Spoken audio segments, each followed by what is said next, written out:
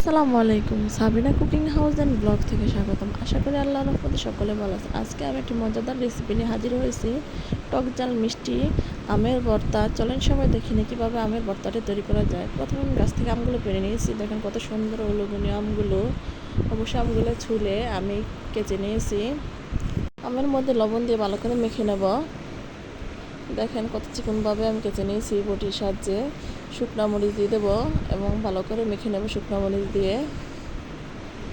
অবশ্যই মজাদার এই গরমের মধ্যে আমের ভর্তা অবশ্যই একটি সুস্বাদু ভর্তা। এখন আমের সিজন,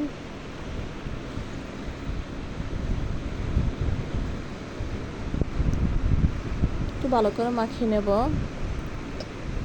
এবার আমি আমকে আরও সুস্বাদু করার জন্য চিনি দিয়ে দিলাম ভর্তাটাকে মজাদার করার জন্য।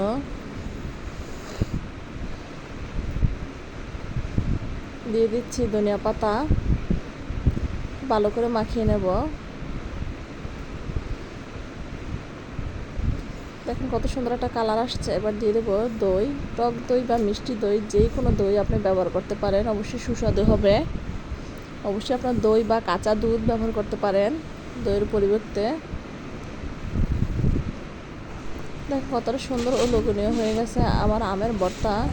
অবশ্যই আপনার বাসায় এভাবে ভর্তা বানাবেন। অবশ্যই আমার রেসিপিটি ভালো লেগে থাকে অবশ্যই আমার চ্যানেলটাকে সাবস্ক্রাইব করুন। সকলের জন্য দোয়া রইল।